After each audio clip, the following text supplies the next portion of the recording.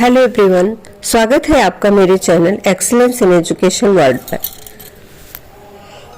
हमने पढ़ा मैकाले का विवरण पत्र।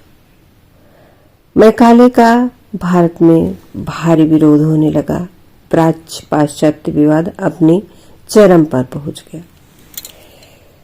इसके बाद लॉर्ड विलियम बेंटिंक ने 1835 में त्यागपत्र देकर स्वदेश के लिए प्रस्थान किया। प्राच्यवादियों ने सरकार के निर्णय के विरुद्ध आवाज और तेज कर दी। वे मैकाले के विवरण पत्र और बेंटिंक के आज्ञा पत्र से असंतुष्ट थे। उन्होंने देशी भाषा के माध्यम तथा कुछ अन्य बातों पर विवाद आरंभ कर दिया।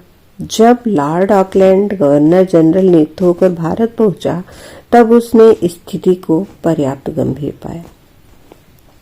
लगभग 4 वर्ष तक विभिन्न मतों का सतर्कता से अध्ययन कर वह इस निष्कर्ष पर पहुंचा कि वाद विवाद का आधारभूत कारण आर्थिक सहायता ही थी, यानी धन ही था।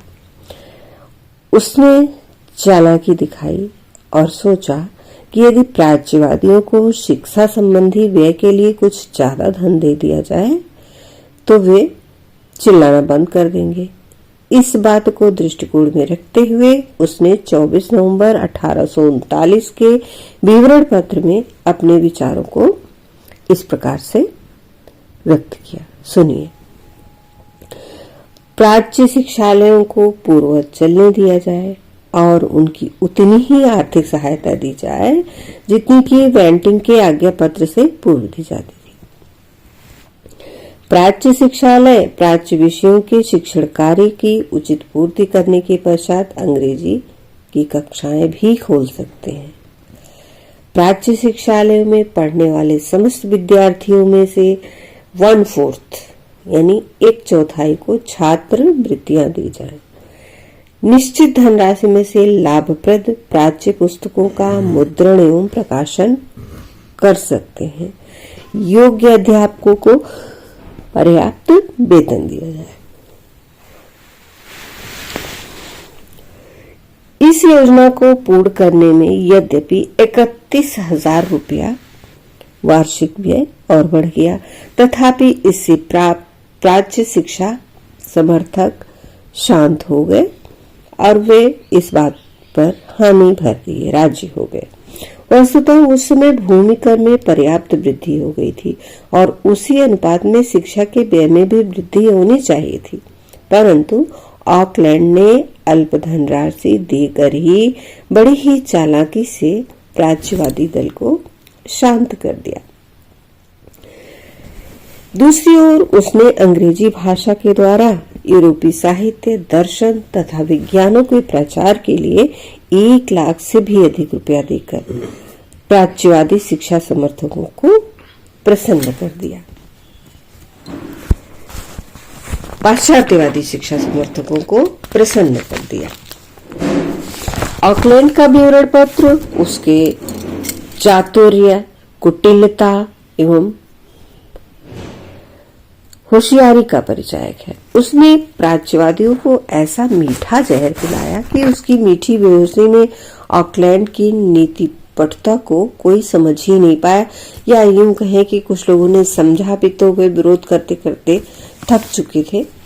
वस्तुतः उसका झुकाव अंग्रेजी शिक्षा की ओर था और उसने ढाका, पटना, बनारस, इलाहाबाद, आगरा, बरेली तथा दिल्ली में अंग्रेजी कॉलेजों का निर्माण करके इसकी अभिव्यक्ति की। इन कॉलेजों की स्थापना से अंग्रेजी शिक्षा को निरंतर प्रोत्साहन प्राप्त होता गया और क्रमशः भारतीय भाषाओं, साहित्य, संस्कृति का पर गहरे काले बादल फैलते चले गए और आज तक हमारी शिक्षा पर यह प्रभाव स्पष्ट दिखता है। एडम योजना की स्वीकृति के विषय में बात करते हैं। लॉर्ड विलियम बेंटिंक ने एडम को बंगाल में देशी शिक्षा व्यवस्था की जांच करने के लिए नियुक्त किया था और इस संबंध में एडम ने 3 प्रतिवेदन प्रस्तुत किए थे। एडम बैप्टिस्ट मिशन का मान्य सदस्य तथा सच्चा जनसेवक था। भारतीयों के नैतिक एवं सामाजिक पतन को देखकर उसका हृदय दुखी हो गया था। वह अंतःकरण से शिक्षा प्रसार और उनका मानसिक विकास, चारित्रिक उत्थान चाहता था। अतः उसने शिक्षा प्रसार एवं शिक्षा सुधार के साधनों एवं उपायों के संबंध में निम्नलिखित सुझाव दिए। देशी भाषाओं और भारतीय तथा पाश्चात्य विद्वानों के सहयोग से पाठ्य पुस्तकों की क्रमबद्ध माला का मुद्रण किया जाए, प्रकाशन किया जाए एवं वितरण किया जाए। विद्यालयों के अध्यापकों के कार्यों का निरीक्षण एवं निर्देशन के लिए प्रत्येक जिले में निरीक्षक नियुक्त किए जाएं। शिक्षकों की दीक्षा के लिए नॉर्मल स्कूलों का निर्माण किया जाए। परीक्षाएं नियमित रूप से निर्दिष्ट अवधि के अंतर्गत ली जाए। प्रत्येक ग्रामीण विद्यालय को अपना व्यय बताने के लिए भूमि दान दिया जाए। कृषि शिक्षा के लिए विभिन्न स्थानों पर प्रयोगात्मक फॉर्म बनाए जाएं। इस योजना को कार्यान्वित करने के लिए कुछ जिलों को चुना जाए। इडम को विश्वास था कि उसकी इस योजना को राष्ट्रीय व्यवस्था की आधारभूत योजना बनाया जा सकेगा। उसकी इच्छा थी कि सरकार इस योजना पर क्रियात्मक पग उठाए, परंतु मैकाले ने उसकी सभी आशाओं पर पानी फेर दिया।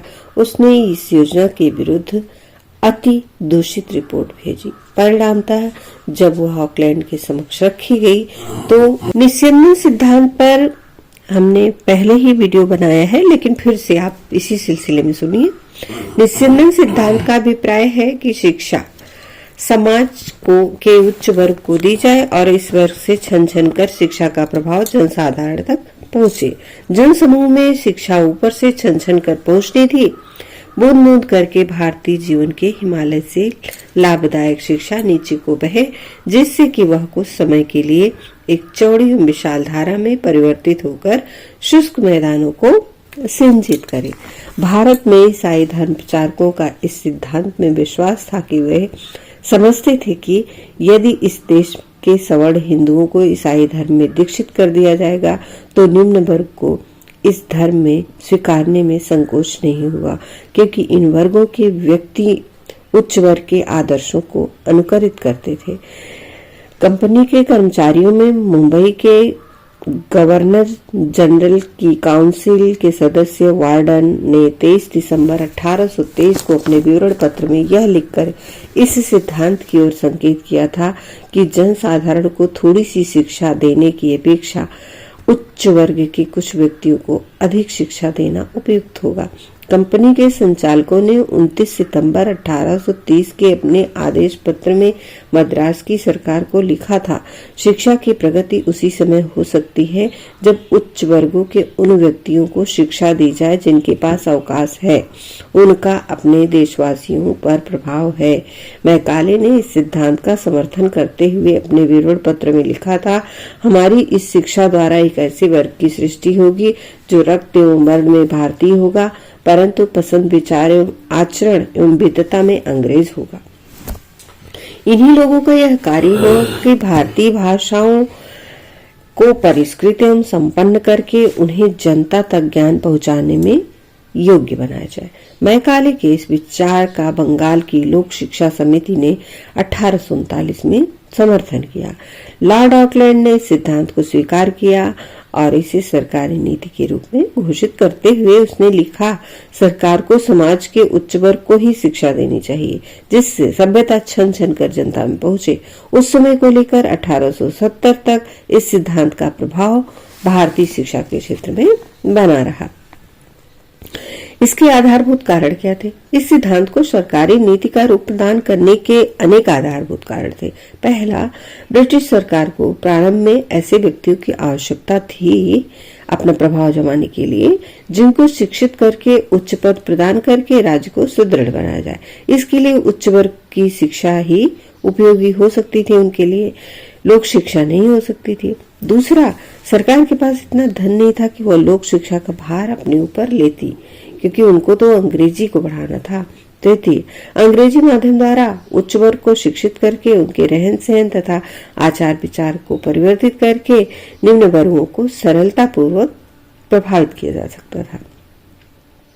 चौथा, कुछ व्यक्तियों को शिक्षित करके जनसाधारण की शिक्षा का भार उनके ऊपर छोड़ा जा सकता था। परिणाम क्या हुए इसके? इस सिद्धांत ने भारतीय शिक्षा का रूप निश्चित कर दिया। सरकारी नीति के रूप में इसे अधिकारियों का सक्रिय समर्थन प्राप्त हुआ और उच्च शिक्षा की तीव्र प्रगति होने लगी। 1844 में लॉर्ड हार्डिंज की घोषणा अनुसार अंग्रेजी स्कूलों में शिक्षा प्राप्त व्यक्तियों को सरकारी नौकरियों में प्राथमिकता दी जाने लगी। फलस्वरूप अंग्रेजी शिक्षा का मुख्य उद्देश्य सरकारी नौकरी प्राप्त करना हो गया। इसका परिणाम यह हुआ कि उच्च शिक्षा की प्रगति और तेज हो गई। अंग्रेजी शिक्षा प्राप्त करके भारतीय क्षेत्र में अपनी प्रतिभा का परिचय देने लगे, परंतु सरकार ने जिस विचार से इस सिद्धांत को अपनाया था उसमें सफलता उसको नहीं मिली।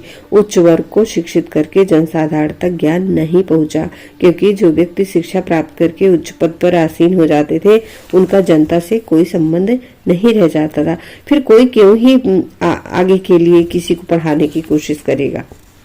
इसके अतिरिक्त वे केवल अपने ही हित का ध्यान रखते थे और जन कल्याण की चिंता नहीं करते थे, क्योंकि यदि वे सफल हो गए, आगे बढ़ गए, तो उनको औरों से क्या मतलब, वो भी अपने नीचे स्तर के लोगों से। इस प्रकार अंग्रेजी शिक्षा प्राप्त करके एक ऐसे वर्ग का निर्माण हो गया जो अशिक्षित निर्धन व्यक्तियों को कुछ भी नहीं समझता था, अपने को सर्वश्रेष्ठ समझता था। उनसे किसी प्रकार का संबंध रखने में भी उसे शर्म आती थी। यह कहना अतिशयोक्तिपूर्ण नहीं होगा कि इस वर्ग के अनेक व्यक्ति ब्रिटिश राज्य के स्तंभ के रूप में अपने देशवासियों के राष्ट्रीय आंदोलन का प्रबल विरोध भी करते रहे, बल्कि उनकी सूचनाएं सरकार को देते रहे, उनके खिलाफ कार्य करते रहे। इसके विपरीत कुछ अंग्रेजी शिक्षित व्यक्तियों ने देश प्रेम की ख्याति प्रज्वलित की और अपने देशवासियों में स्वतंत्रता की भावना कूट कूट कर भरने का प्रयास किया। यानी कि दोनों तरह के लोग थे, जो अंग्रेजी पढ़कर अपने देश के लिए लाभ की बात करते और कुछ ऐसे भी थे जो अंग्रेजों की चाटुकारिता करते सिर्फ अपने स्वार्थ सिद्धि के लिए। इसी के फलस्वरूप राष्ट्रीय जागरण का प्रारंभ हुआ और अंत में भारत विदेशियों के चंगुल से मुक्त हुआ। लेकिन राष्ट्रीय जागरण, राष्ट्रीय आंदोलन, स्वतंत्रता आंदोलन का इतिहास भी बहुत बड़ा है। चलिए एक बार संक्षेप में जान लेते हैं प्राच्य पाश्चात्य विवाद और निस्सिंदन सिद्धांत इत्यादि के बारे में बहुत शॉर्ट में। प्राच्यवादी इस दल में कंपनी के पुराने अधिकारी थे। यह दल प्राच्य शिक्षा एवं साहित्य को प्रोत्साहित करना चाहता था। पाश्चात्यवादी इस दल में कंपनी के नवयुवक अधिकारी थे। वह दल अंग्रेजी शिक्षा द्वारा पाश्चात्य विचारों के प्रचार के पक्ष में था। मैकाले का विवरण पत्र। जिस समय प्राच्य पाश्चात्य शिक्षा विवाद चल रहा था, उसी समय 1834 में मैकाले भारत आया और लोक शिक्षा समिति का प्रधान नियुक्त किया गया। 1835 में अपने विवरण पत्र में उसने प्राच्य साहित्य की निंदा की और अंग्रेजी के माध्यम द्वारा शिक्षा का समर्थन किया। अंग्रेजी के पक्ष में उसने बहुत सारे तर्क दिए। बेंटिंग की स्वीकृति। बेंटिंग ने मैकाले के सभी प्रस्तावों को स्वीकार कर लिया और 7 मार्च 1835 के आज्ञा पत्र में शिक्षा नीति की घोषणा की। उसके अनुसार ब्रिटिश सरकार का मुख्य उद्देश्य भारतीयों में अंग्रेजी माध्यम द्वारा यूरोपीय साहित्य एवं विज्ञान का प्रसार करना था। प्राच्य विद्यालय बंद नहीं किए गए, परंतु प्राच्य शिक्षा संबंधी पुस्तकों का प्रकाशन बंद कर दिया गया। इस पर बेंटिंग की घोषणा अंग्रेजी की शिक्षा नीति को स्पष्ट कर दिया। भारतीय शिक्षा में मैकाले का क्या स्थान है? मैकाले को अति बुरा कहा गया है, उसकी बहुत आलोचना की गई है। उसे प्राच्य शिक्षा एवं साहित्य की प्रगति पर उसने अंकुश लगा दिया और ऐसे वर्ग का निर्माण करना चाहा जो पसंद, विचार, आचरण एवं विद्वता में अंग्रेज हो, परंतु उसने अंग्रेजी शिक्षा के प्रसार का समर्थन करके भारतीयों में राजनीतिक जागरण की भावना प्रस्फुटित कर दी। क्योंकि यह आप भी जानते हैं कि किसी चीज को, किसी भी भावना को यदि अधिक दबाया जाएगा तो वो विरोध भावना अवश्य उठेगी। इसके लिए भारत उसका सदैव ऋणी रहेगा, क्योंकि मैकाले ने ऐसा किया। इसलिए भारतीय शिक्षा के इतिहास में मैकाले महत्वपूर्ण है। मैकाले ही वह कारण बना जो कि भारतीय स्वतंत्रता आंदोलन को आगे बढ़ाया। प्राच्य पाश्चात्य विवाद का अंत। बेंटिंग की घोषणा के बाद प्राच्य पाश्चात्य विवाद चलता रहा। इसका अंत ऑकलैंड ने 1839 में किया। उसने एडम की प्राच्य शिक्षा प्रचार की योजना को अस्वीकृत कर दिया। निस्यंदन सिद्धांत। इसका अभिप्राय यह था कि शिक्षा उच्च वर्ग से छन छन कर निम्न वर्गों तक पहुंचे। इस सिद्धांत के समर्थकों में वार्डन कंपनी के संचालक मैकाले और लोक शिक्षा समिति थी। ऑकलैंड ने इसे स्वीकार किया और सरकारी नीति के रूप में घोषित किया। इस सिद्धांत को अपनाकर ऐसे व्यक्तियों का निर्माण करना चाहती थी जो उच्च पदों पर कार्य कर सके, राजभक्त होकर ब्रिटिश साम्राज्य के स्तंभ बने। इस सिद्धांत के अनुकरण से उच्च शिक्षा की तीव्र प्रगति हुई। भारतीयों में अंग्रेजी शिक्षा के द्वारा स्वतंत्रता के विचार उत्पन्न हुए। उन्होंने देश को दासता से मुक्त कराने के लिए संघर्ष प्रारंभ किया। तो अब हमारा यह प्राच्यवादी पाश्चात्यवादी मैकाले का विवरण पत्र, बैंटिंग की स्वीकृति, भारतीय शिक्षा में मैकाले, प्राच्य पाश्चात्य विवाद का अंत और निस्यंदन सिद्धांत। वुड का घोषणा पत्र 1854। 1833 के बाद 1853 में कंपनी के आज्ञा पत्र के नवीनीकरण का अवसर आया। उस समय तक ब्रिटिश लोकसभा यह अनुभव कर चुकी थी कि भारतीय शिक्षा की उपेक्षा करना उपयुक्त नहीं होगा। शिक्षा की एक स्थायी नीति ग्रहण करना आवश्यक था। इन विचारों से प्रेरित होकर लोकसभा ने एक संसदीय समिति की नियुक्ति की। समिति ने 1853 तक की भारतीय शिक्षा का गहन अध्ययन किया और Trevelyan, peri, Marshman, Wilson, Halliday, डफ आदि भारतीय शिक्षा मर्मज्ञों के विचारों को सुना। अपनी इस जांच के आधार पर समिति ने स्पष्ट रूप से बताया कि भारतीय शिक्षा के प्रश्न को टालना हितकर नहीं होगा और उससे ब्रिटिश साम्राज्य को क्षति पहुंचने की कोई आशंका नहीं थी। समिति के सुझावों के आधार पर 19 जुलाई 1854 को कंपनी के संचालकों ने अपनी भारतीय शिक्षा नीति की घोषणा की। उस समय चार्ल्स वुड कंपनी के बोर्ड ऑफ कंट्रोल का प्रधान था, अतः उसी के नाम पर कंपनी का यह नया आदेश पत्र वुड का घोषणा पत्र कहा गया। यह घोषणा पत्र 100 अनुच्छेदों का एक लंबा अभिलेख था, जिसमें भारतीय शिक्षा के सुधार के लिए एक विशिष्ट योजना का निरूपण किया गया था। घोषणा पत्र ने भारतीय शिक्षा के इतिहास में एक नवीन उपकाल का श्रीगणेश किया। हम नीचे घोषणा पत्र के शिक्षा सिद्धांत पर प्रकाश डाल रहे हैं। सर्वप्रथम वुड के घोषणा पत्र में भारतीय शिक्षा का उत्तरदायित्व कंपनी के ऊपर बताया गया। शिक्षा को एक पुनीत कर्तव्य कहा गया। अनेक महत्वपूर्ण सुझावों में से अन्य कोई भी विषय हमारा ध्यान इतना आकर्षित नहीं कर सकता है जितना कि शिक्षा। इसके उपरांत घोषणा पत्र में प्राच्य पाश्चात्य शिक्षा विवाद की ओर भी संकेत किया गया। प्राच्य साहित्य की निंदा नहीं की गई, परंतु मैकाले के समान पाश्चात्य ज्ञान विज्ञान को भारतवासियों के लिए उपयुक्त बनाया गया। आगे चलकर घोषणा पत्र में शिक्षा के माध्यम संबंधी जटिल प्रश्न को हल किया गया। यह बात स्वीकार की गई कि अंग्रेजों को शिक्षा का माध्यम बनाने के कारण देशी भाषाओं की प्रगति अवरुद्ध हो गई थी, परंतु इस आरोप का खंडन किया गया कि अंग्रेजी को शिक्षा का माध्यम इसलिए बनाया गया ताकि देशी भाषाओं के विकास में रुकावट डाली जा सके।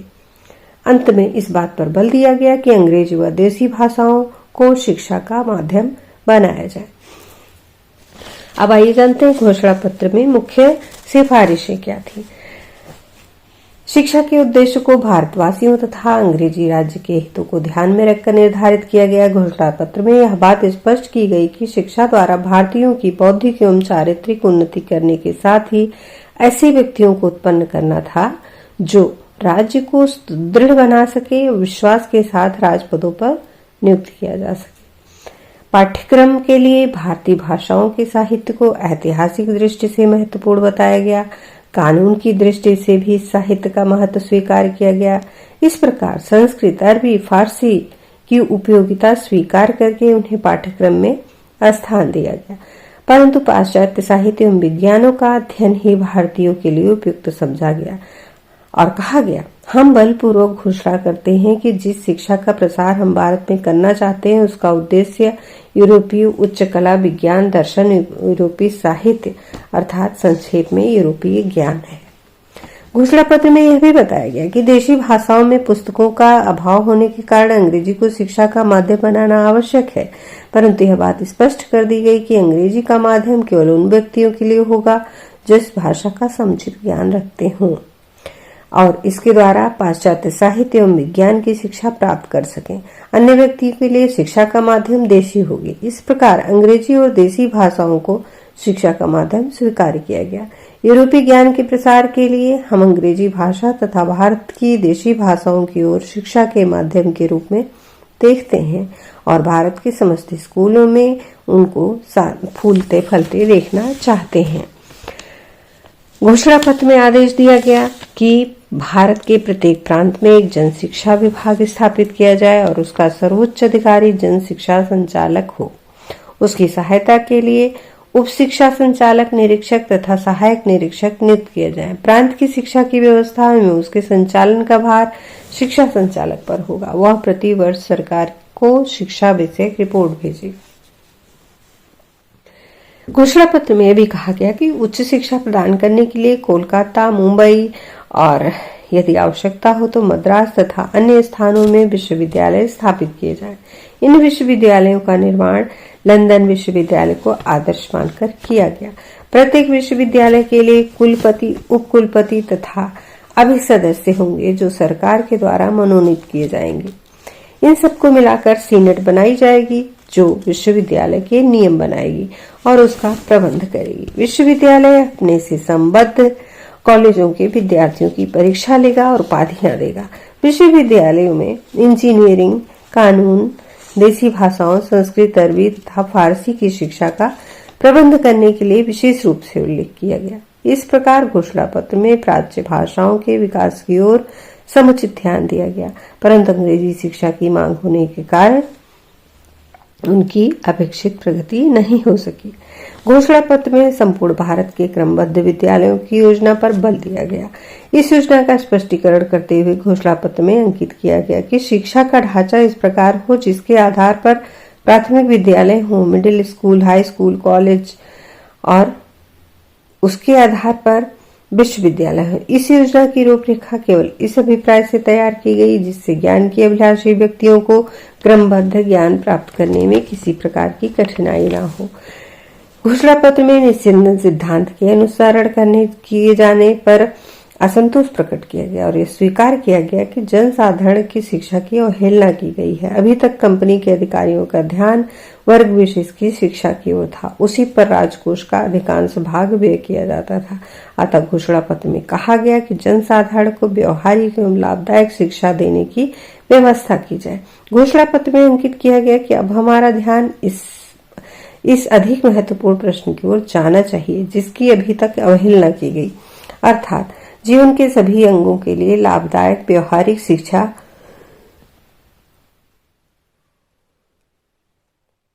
उस विशाल जनसमूह को किस प्रकार दी जाए जो बिना किसी सहायता के स्वयं लाभदायक शिक्षा पाने में पूर्णतः असमर्थ है। इस उद्देश्य में सफलता प्राप्त करने के लिए हाई स्कूलों, मिडिल स्कूलों, प्राथमिक स्कूलों की संख्या में वृद्धि की जाए। घोषणा पत्र में सिफारिश की गई कि निर्धन किंतु योग्य विद्यार्थियों को शिक्षा के सभी स्तरों पर छात्रवृत्तियां दी जाएं, जिससे वे शिक्षा प्राप्त करने से वंचित न रहे। घोषणा पत्र में देशी विद्यालयों को प्रोत्साहित करने की उस नीति की ओर सरकार का ध्यान आकर्षित किया जिसका अनुसरण टॉमसन तथा उत्तरी पश्चिमी प्रांत में किया गया। लॉर्ड ऑकलैंड की नीति के प्रतिकूल देशी प्राथमिक विद्यालयों को शिक्षा का आधार माना गया और उसी पर संपूर्ण शिक्षा भवन का निर्माण करने का प्रस्ताव किया गया। सहायता अनुदान प्रणाली। जन शिक्षा प्रसार की योजना तो उत्तम थी, परंतु उसे कार्यान्वित करने के लिए कंपनी को अत्यधिक धन व्यय करना पड़ता। अतः घोषणा पत्र में सहायता अनुदान का सुझाव दिया गया। इस पद्धति से चिर परिचित होने के कारण भारतीयों को इसे स्वीकार करने में आपत्ति नहीं थी। इससे शिक्षित व धनी वर्गों का उदारता एवं प्रयासों का प्रोत्साहन हो सकता था। शिक्षा की तीव्र गति भी संभव थी, परंतु प्रांतीय सरकार सहायता अनुदान संबंधी कुछ नियम बनाए और सहायता अनुदान उन्हीं शिक्षा संस्थाओं को दिया जाए जो निम्नांकित शर्तें स्वीकार करें। विद्यालय में बिना किसी भेदभाव के धर्मनिरपेक्ष लौकिक शिक्षा देना, विद्यालयों का स्थानीय व्यक्तियों की प्रबंधकारिणी समिति के द्वारा कुशलता पूर्वक संचालन किया जाना, विद्यालय के विद्यार्थियों से शुल्क रूप में कुछ लेना, विद्यालय के प्रबंधकों सरकारी निरीक्षण सहायता अनुदान संबंधी नियमों का पालन करना। घोषणा पत्र में यह भी उल्लेख किया गया कि प्रांतीय सरकारें इंग्लैंड की सहायता अनुदान प्रणाली का अनुसरण करें और शिक्षकों के वेतन, छात्रवृत्तियों, पुस्तकालयों, वाचनालयों, प्रयोगशालाओं, विज्ञान, कला कक्षाओं, भवन निर्माण आदि के लिए अलग अलग अनुदान देने की व्यवस्था करें। अनुदान सब प्रकार के विद्यालयों को दिया जाए। इस अनुदान प्रणाली को अपनाकर व्यक्तिगत विद्यालयों की वृद्धि होगी और कुछ समय पश्चात उनकी संख्या इतनी हो जाएगी कि सरकारी स्कूलों को चलाने के व्यय भार से मुक्त हो जाएगी।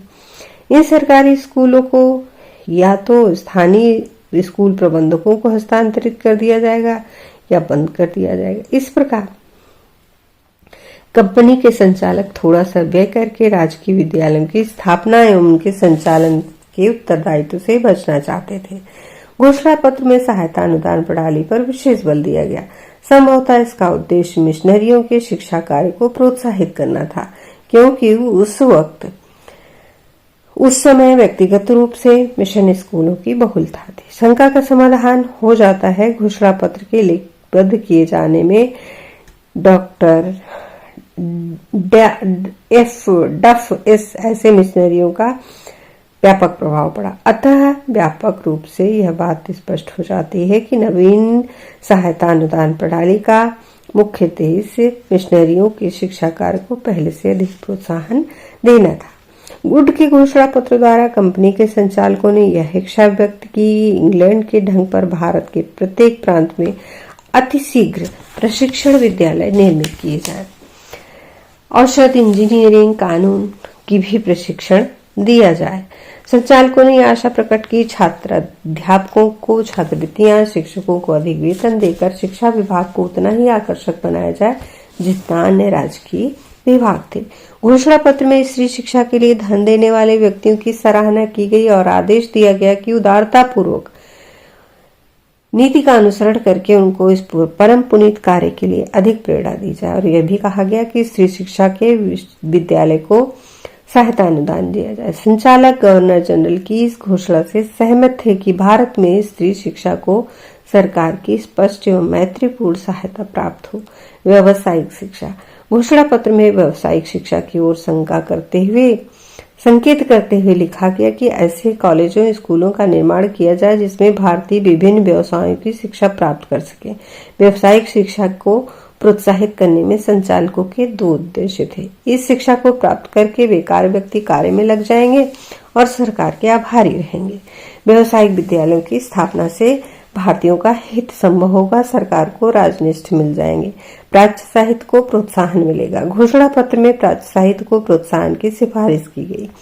यह सुझाव दिया गया कि पाश्चात्य साहित्य एवं विज्ञान की पुस्तकों का भारतीय भाषाओं में अनुवाद करवाया जाए। इसके अतिरिक्त देशी भाषाओं में पुस्तकें लिखवाई जाएं और लेखकों को सुंदर पुरस्कार दिए जाएं।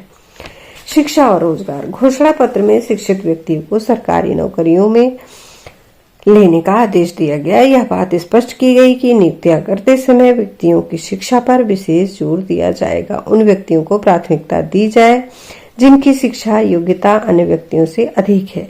इस नीति को अपनाने से न केवल शिक्षा का प्रसार होगा, अपितु शिक्षा प्राप्त करके जनता में मानवीय गुणों का विकास होगा, जिसके फलस्वरूप उनका जीवन अधिक सफल होगा। इस प्रकार उनके घोषणा पत्र में यूरोपियन ज्ञान के प्रसार, अंग्रेजी एवं देशी भाषाओं को शिक्षा का माध्यम, जन शिक्षा विभाग, विश्वविद्यालयों और क्रमबद्ध विद्यालयों की स्थापना, जन शिक्षा प्रसार, सहायता अनुदान, अध्यापकों के प्रशिक्षण, स्त्री एवं व्यावसायिक शिक्षा, प्राच्य साहित्य के प्रोत्साहन तथा शिक्षित व्यक्तियों को सरकारी नौकरी देने की सिफारिश की गई। अगर आपने एक्सीलेंस इन एजुकेशन को सब्सक्राइब नहीं किया है तो प्लीज सब्सक्राइब कर लें और साथ ही बेल आइकन प्रेस कर दें, जिससे आने वाले वीडियो की नोटिफिकेशन मिलती रहे। और वीडियो को अंत तक जरूर देखें और अपने बहुमूल्य सुझाव कमेंट बॉक्स में भी दें। बेल को ऑल पर जरूर करें। वीडियो को लाइक करें, ज्यादा से ज्यादा शेयर करें और अपने बहुमूल्य सुझाव कमेंट बॉक्स में अवश्य दें। धन्यवाद। नमस्कार।